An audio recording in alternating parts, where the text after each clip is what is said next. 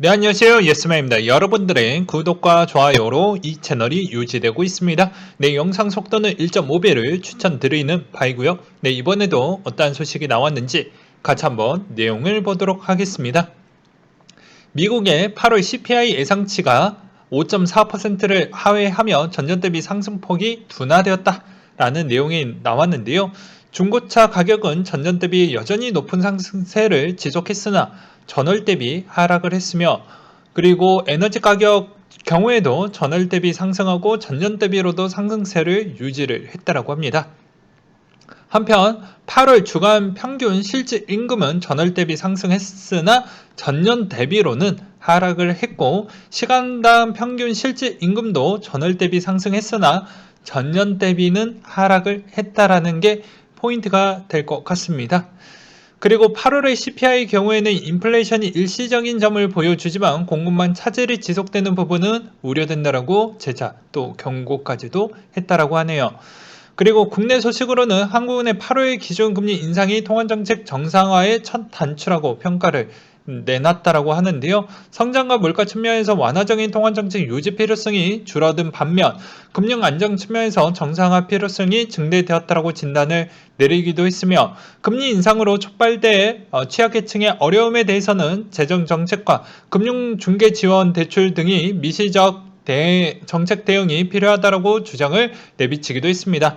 달러 인덱스 추이는 92.63을 기록을 했다고 하는데요. 8월 CPI가 예상치를 하회함에 따라 10년물 국채 금리가 하락하고 9월 미국의 FOMC 회의에 대한 경계 심리가 다소 완화된 영향으로 달러화는 보합권에서 마감했다라는 내용과, 그리고 금 가격은 온스당 1807달러 선에 마감을 했다라고 하는데요. 시장 예상치를 하회하는 8월 미국의 CPI 결과가 달러화 약세를 유발함에 따라 금 가격이 반등하며 1800달러 선을 회복을 보여주었다라는 것과, 그리고 유가 추이는 70달러 선에 마감을 보여주었다고 하는데요. 요새 70달러 선이면 정유 정제 마진율도 어느 정도 지켜주고 화학 회사들도 나머지 실적은 그렇게 나쁘게 나와줄 수 없는 그 정도의 수순이라고 보셔도 될 것 같습니다. 일단 멕시코의 허리케인 여파로 미국의 원유 생산 우려가 지속되는 가운데 열대성 폭풍 니컬러스가 미국의 텍사스주를 상륙했다라는 소식에 강세를 보여주기도 했었으며, 원래 보고서에서는 델타 변이 영향성을 언급하며 올해 글로벌 생산량 증가 전망치를 하루에 15만 배럴, 수요 전망치를 하루에 10만 배럴 각각 하향 조정을 시켰다라는 내용이 좀 있었고요. 그 다음으로 코인에 대한 소식을 한번 전달해 드리도록 하겠습니다. 네, 에이다에서 100개 이상 스마트 컨트랙트 작동 중이다 라는 내용이 있었고요. 피델리티가 SEC의 비트코인 ETF 승인 촉구안이 나왔다라고 합니다. 여기서도 통재섭 대표가 디지털에셋 경영진인데요. 이 SEC 관계자들과 화상회의에서 9월 8일 기준으로 투자자 욕구 및 비트코인 투자자 증가, 타국에 유사한 펀드가 존재한다는 점을 이유로 왜 우리만 안 해주냐, 이건 너무 형평성에 어긋난다, 이런 주장을 내비쳤다라고 합니다. 그래서 좀 제발 해줬으면 좋겠다 그런 내용으로 보여지는데, 과연 이제 얼마 남지 않았죠. 이 승인 막바지 시점도 이제 얼마 남지 않았습니다. 이번 9월 10월 달에 있는 부분이 끝나게 되면 이번 ETF도 거의 일정이 끝난다라고 보시면 될 것 같고요. 그리고 마이크로 스트래티지 비트코인 보유 가치가 S&P 500 비금융 기업의 80%를 현금 자산에 상회했다라고 나와져 있는데요. 최근에 마이크로 스트래티지가 5050 비트코인 정도를 추가 매입을 했다라는 점이죠.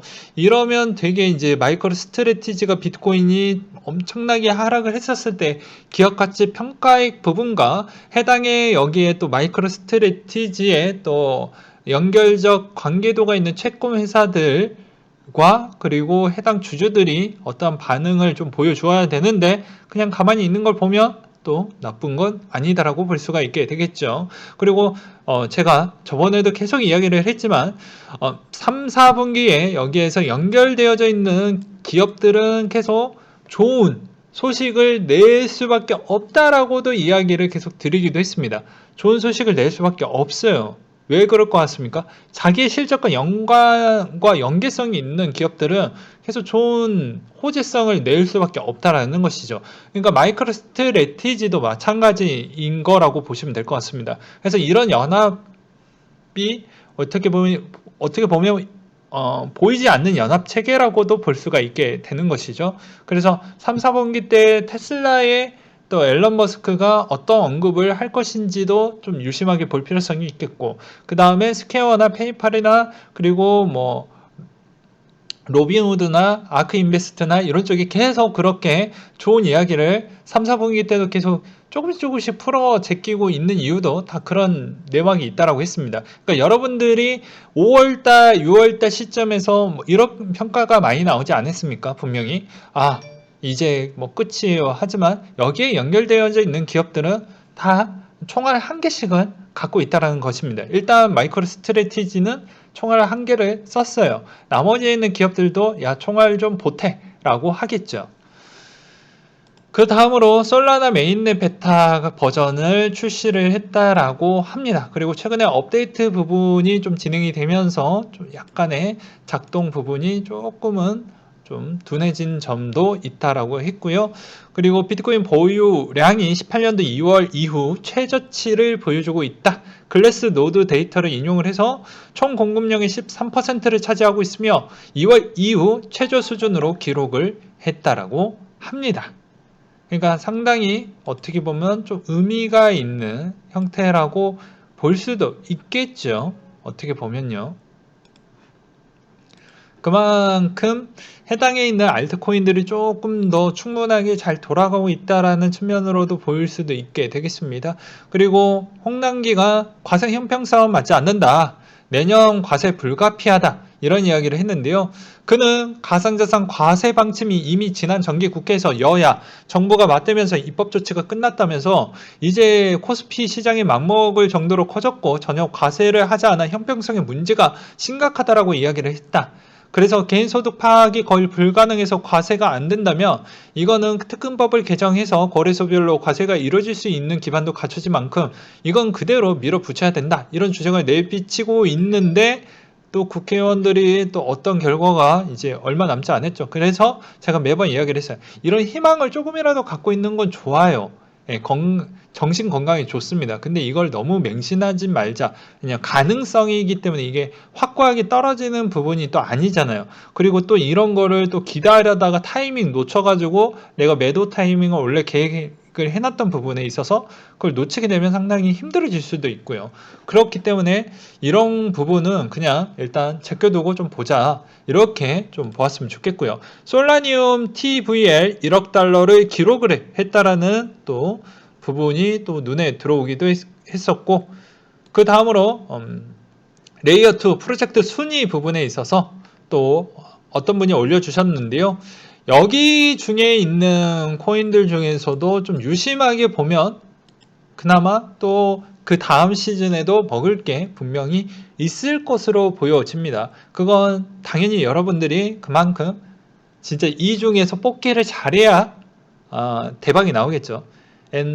옛날 이야기를 하게 되면 역시 뭐 문방구나 뭐 이런 뭐 가게 들어가면 이런 뽑기 같은 게 옛날에는 있었잖아요. 그러니까 그런 뽑기에서도 뽑게 되면 1등을 또 타먹는 친구들도 있고 나는 뭐 5등, 6등 이렇게 뽑는 친구들도 있겠죠. 그러니까 이 중에서 분명히 한두 개는 분명히 뜰 것으로 보여집니다. 근데 누가 뜰지 좀 더 공부를 해야 되는데 저도 이 공부를 하려면 엄청난 시간이 필요하겠죠. 그래서 이런 부분을 좀 설명드리는 부분과 그리고 중국의 부동산 기업 에버그란데 파산 위기가 코인 시장에 직격탄을 낼 수 있다. 뭐 이런 이야기가 나왔는데 테더가 담보로 가져 있는 게 CP 부분인데요. 이런 CP 부분이 대부분 중국발 주장도 좀 있을 수 있다. 뭐 이런 내용이 또 나오기도 했습니다. 그래서 에버그란데 내용을 또 보게 되면 파산 위기 놓은 중국의 부동산 재벌 헝다그룹 경제 부담의 요인이다 라고 있어요. 되게 막대한 확장으로 인해서 부채가 많이 발생을 했는데 그 부채 규모가 상당하다라고 합니다. 몇백 조 정도가 된다라고 해요. 회사의 총 부채는 358조 원인데 이거를 어떻게 이제 갚아 나가려고 하냐? 간단하게 이야기를 하면 기존에 우리가 도심권에 있는 그런 건물을 매각을 해서 어느 정도 선에 있는 부채를 좀 낮추겠다라고 하지만 지금 정부 당국에서 어떤 형태를 좀 보여주고 있냐면 이게 쉽지가 않습니다. 왜 그러냐면 부동산이 요새 좀 많이 올랐죠. 한국만 오르는 게 아니에요. 전 세계 다 올랐습니다. 그러다 보니까 당연히 그만큼 어느 정도 출산율도 조조하고 교육 부분도 건들고 게임 부분도 건들고 뭐 여러 가지 안 건드는 부분이 없지 않아 있죠.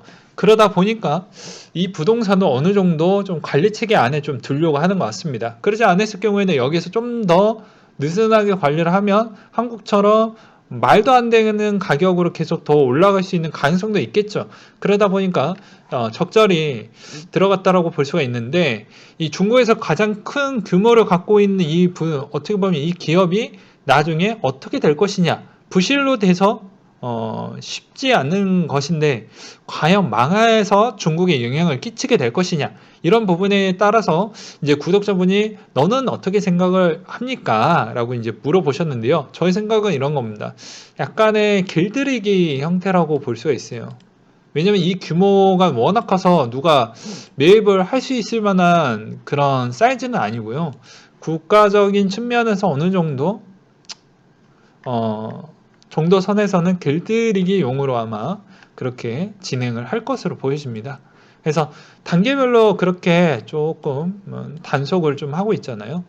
규모가 커진 만큼 해당에 있는 그 국가에서 어느 정도 관리가 안 될 수도 있기 때문에 약간의 그런 형태로 좀 들어가는 부분이고 만약에 이게 좀 정리가 안 될 것 같다라고 해도 정확하게 국유화를 할 확률도 전 매우 높다라고 봅니다. 그 뒷부분의 근거적인 요인은 무엇이냐면 조만간 추석 시즌이고요. 그리고 조만간에 베이징 올림픽도 있고요. 아시안 게임도 있습니다. 그러면 당연히 시진핑이 3선을 준비를 하고 마무리를 한다고 해도 다시 이 부분에 따른 과제가 연달아 있죠.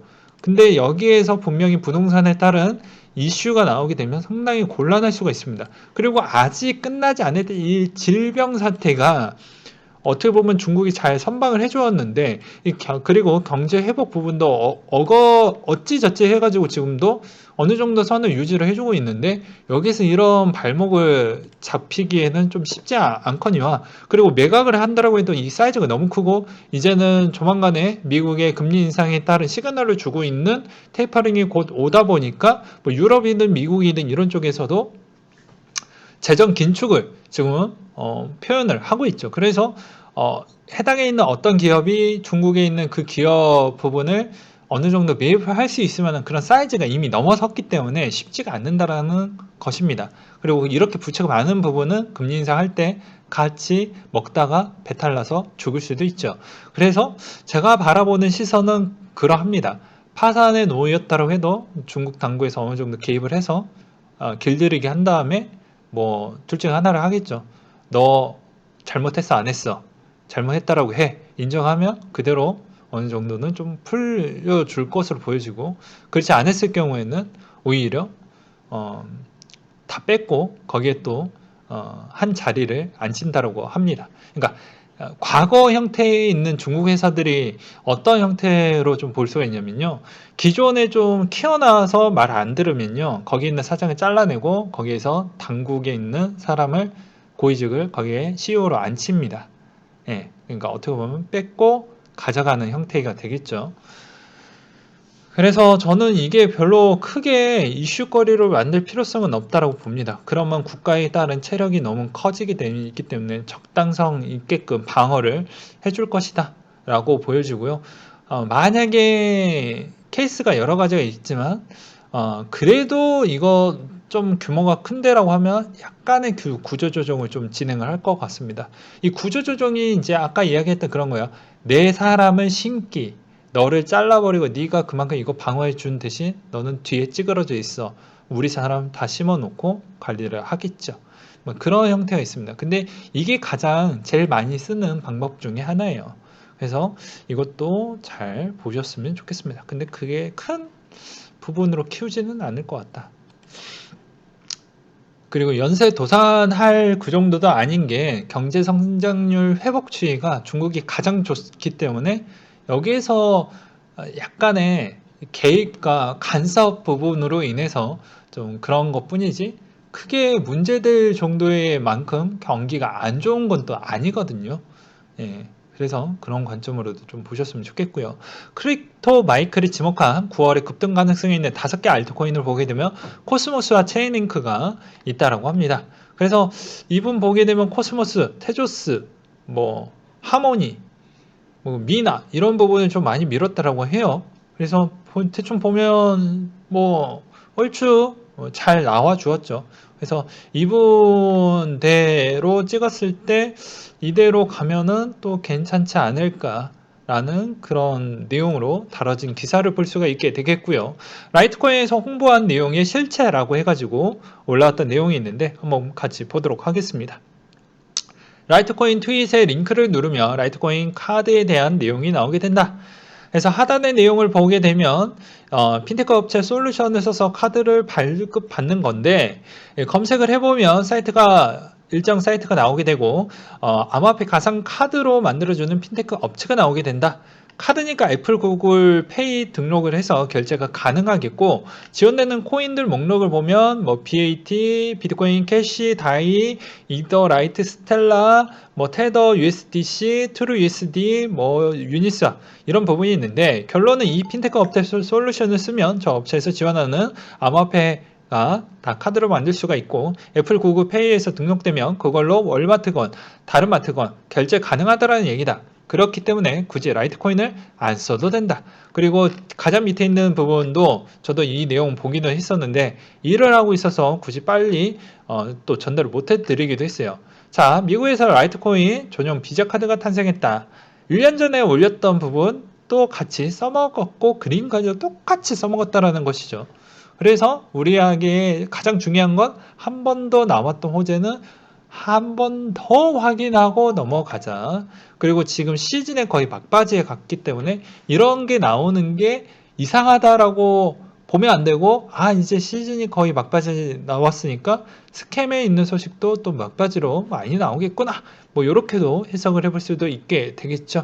그 다음에 9월 중하순 호재 총령리라고 해가지고 올려놨던 내용을 한번 보도록 하겠습니다. 9월 24일 특근법 시행 그리고 웨이브가 9월 이더리움 호환 가능한 웨이브 기반 사이드 체인을 출시한다는 내용과 스택스가 보게 되면 16일 라이브 Q&A 그리고 뭐 INR, STX와 생중계를 20일 날 한다라고 합니다. 그리고 레저 브라이트가 레딧 AMA가 13일 날 있었고요. 그리고 쭉쭉 지나가고 솔라나가 또 해당 상장에 있는 일정이 16일날 있고 아이오타가 17일 유튜브 라이브 AMA를 한다라는 내용이 있고요. 아이콘이 메인넷 출시 예정부터 3, 4주간의 그런 부분이 있다라는 내용과 그리고 릴리스가 30일, 11일에 메인넷이 있다라고 합니다. 그리고 스트라티스가 19일부터 27일 NFT 마켓플레이스 부분이 6주 안에 출시할 예정이 잡혀져 있고요. 아크가 22일, 30일 날 해당의 릴리스와 그리고 해당에 있는 또 다른 부분에 따른 출시 일정이 하나가 잡혀져 있습니다. 그리고 에이다의 부분을 보게 되면 에이다 서밋이 25일부터 26일까지 있다라는 내용이 좀 눈에 들어왔고요. 펀드엑스가 27일 펀드엑스 4주년이 있다라고 합니다. 그리고 세타 토큰 세타 PL이 30일 부분에 게임 패치, 소프트웨어 업그레이드, 그리고 머니러신 등등에 따른 그런 내용들이 공개가 된다라고 하고요. 그리고 폴카닷이 30일 날 또 EVM 폴카닷 브릿지와 그리고 폴카닷 통합과 그런 내용들이 또 담겨져 있습니다. 그리고 코스모스, 스와이프, 체인링크, 엑시 인피니티, 뭐 스테이킹, 릴리스, 오라클 추가 등등 내용들이 담겨져 있네요. 그리고 오미세구가 9월 말 기준 메인넷이 있다고 합니다. 그리고 iOST가 가장 소식이 많으니까 이 점도 참고하셨으면 좋겠습니다. 그 다음으로 또 보게 되면 자, 대구서 비트코인 텔레그램으로 마약 사고판 42명을 검거를 했다. 이런 사람들이 있으니까 자꾸 이 코인판 좀 더러웠다. 뭐 이런 이야기가 많이 나오는 것 같아요. 네. 그리고 22 총재가 암호화폐 화폐 아닌 투기적 자산 재차 강조를 했다고 하는데요. 이런 이야기가 나오는 건 아시겠죠? 테이퍼링 곧 하니까 유럽도 마찬가지로 약간 위험한 자산 부분에 투자를 못하게끔 유도하고 그렇게 언급을 하는 거라고 보시면 바람직할 것 같습니다. 그리고 시티그룹에서 암호화폐 데이터 관련 기업들에게 출자를 했다라는 점이 상당히 의미가 있고 왜 출자를 했는지 잘 기억을 해 두시면 좀 도움이 되지 않을까 싶습니다. 그리고 매번 이야기를 드리지만 이번 시즌도 항상 끝부분이 중요하고 계속 중요하다라는 걸 꼭 잊지 말아 주셨으면 좋겠고요. 이 끝부분의 유종 의미를 잘 끝내기 위해서는 여러분들이 욕심을 제어하고 계획을 잘 세우고 그 다음 올해 시즌에서 매도를 했으면 올해 다시 재밌어 할 생각은 하지 말고 이제 테이퍼링 시점이나 금리 인상 시점에서 내가 현금을 남겨놨다가 그 타이밍 때 한 방에 쓸 수 있을 만한 그런 형태로 준비를 하고 그 다음에 올해 어차피 진짜 힘들고 내 어떻게 보면 내 정신적인 체력을 여기다가 다 쏟아 부었을 거 아니겠습니까? 여러분들도 그러니까 좀 연말에는 좀 쉬고 그러야 되지 않을까 싶습니다. 그러니 이번 형태가 얼마 남지 않았기 때문에 한번 매도 타이밍을 이제 잡으시려고 하시는 분들은 나머지 기간은 좀 모니터링 형태로 좀 보셨으면 좋겠고요. 그리고 제가 드리고 싶은 부분은 계속 이야기를 하지만 추석 이후에 어차피 방향성이 결정이 되기 때문에 추석 이후 명확하게 방향성을 좀 보자. 왜 계속 이런 주장을 많이 하는 이유가 뭐 똑같아요, 항상. 한 번 이야기하면 또 못 보셨던 분들이 있으니까 왜 너는 이야기를 하지 않냐 또 이런 거에 있어서 계속 언급을 해드리는 거예요. 네. 그래서 제가 제 돈 관리하는 부분에 저의 생각을 공유하는 것이지 또 리딩으로 또 보시면 안 됩니다. 저는 이런 생각을 갖고 있으니 여러분들 생각은 이렇게 참고를 하셨으면 좋겠다. 그 전 때부터 제 방송을 보셨던 분들은 이 친구 이런 생각으로 머리가 깨져도 자기만에 있는 그런 기준이 명확한 친구네 라고 아실 거예요. 그러니 여러분들도 명확한 기준이 세워져야 흔들리지 않으니까 이런 점 꼭 기억을 해 두셔야 된다라는 걸 꼭꼭 명심하셨으면 좋겠습니다. 왜 그러냐면 이제 여기 내년에 과세 유예를 해준다라고 해도 홍남기 씨가 뭐 어떻게 될지 모르겠지만 해준다라고 해도 여기에서는 재미가 없어요.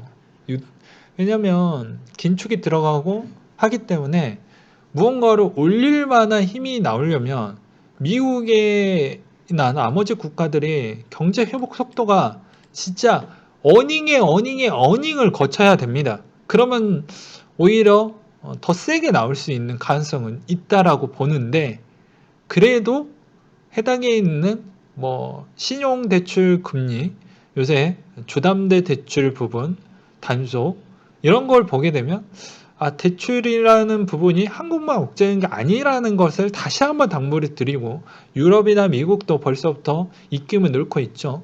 그리고